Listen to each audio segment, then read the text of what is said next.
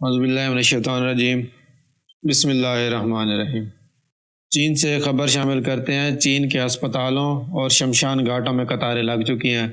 سرد خانوں میں مزید لاشوں کی گنجائش ختم ہو چکی ہے کہ خدشے کے پیش نظر چین میں کووڈ کی نئی لہر کے پیش نظر عالمی ادارہ صحت WHO نے کہا کہ وہاں کے ہسپتال نئے مریضوں سے بھر رہے ہیں۔ چینی حکام نے کم اعداد و شمار ظاہر کیے ہیں، تاہم WHO میں ایمرجنسی شعبے کے ڈاکٹر مائیکل رائن نے کہا ہے کہ وہاں انتہائی نگہداشت کے یونٹ کافی مصروف ہیں۔ حکام کے مطابق کووڈ سے ہونے والی اموات کی تعداد بہت کم ہے، تاہم یہ خدشہ پایا جا رہا ہے کہ سرکاری اعداد و شمار سے قطع نظر چین میں کووڈ تیزی سے پھیل رہا ہے۔ ڈاکٹر رائن نے کہا کہ چین کے ICUs میں کم اعداد و شمار ظاہر کیے گئے ہیں، مگر اسی دوران ICUs بھرے ہوئے بھی پائے گئے ہیں۔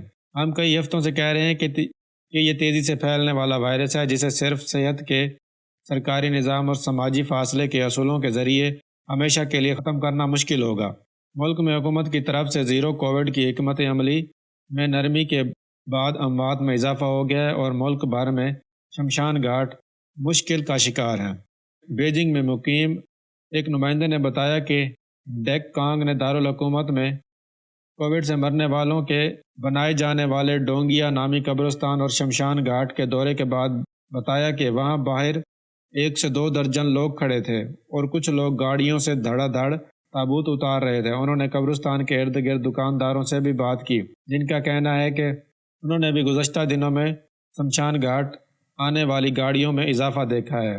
صحافی کے بقول ان افراد میں سے ایک نے خاص طور پر بتایا کہ اندازے کے مطابق یہاں روزانہ 50 سے 100 میتوں کو جلایا جا رہا ہے، جبکہ پہلے یہ تعداد چند درجن ہوا کرتی تھی۔ یہ صرف 2 کروڑ 20 لاکھ کی آبادی والے اس شہر کی بات نہیں جہاں شمشان گھاٹ اور قبرستان معمول سے زیادہ مصروف دکھائی دے رہے ہیں۔ خبر رساں ایجنسی کے مطابق ملک کے شمال مشرق سے لے کر جنوب مغرب تک ہر جگہ شمشان گھاٹوں کے عملے کو اموات میں اضافے کی وجہ سے مشکلات کا سامنا ہے۔ بیجنگ سے 700 کلومیٹر شمال مشرق میں واقع شہر شنیانگ میں ایک قبرستان کے ملازم نے بتایا کہ ان کے ہاں لائی جانے والی لاشیں اتنی زیادہ ہیں کہ عملہ انہیں 5 دن تک دفن نہیں کر پا رہا۔ ملازم کے بقول شہر میں واقع شمشان گھاٹوں میں مزید لاشوں کے لیے بالکل گنجائش نہیں ہے۔ مجھے نہیں یاد اس سے پہلے کسی بھی سال میں اس قسم کی صورتحال پیدا ہوئی ہو۔ اموات میں اضافے کی اطلاعات اپنی جگہ، لیکن صحافی کے مطابق یہ بتانا ناممکن ہے کہ اصل میں کووڈ سے اموات میں کتنا اضافہ ہوا ہے۔ جہاں تک چینی حکام کا تعلق ہے، ان کے مطابق کووڈ سے منگل کو 5 اموات ہوئیں اور پیر کو صرف 2 افراد ہلاک ہوئے۔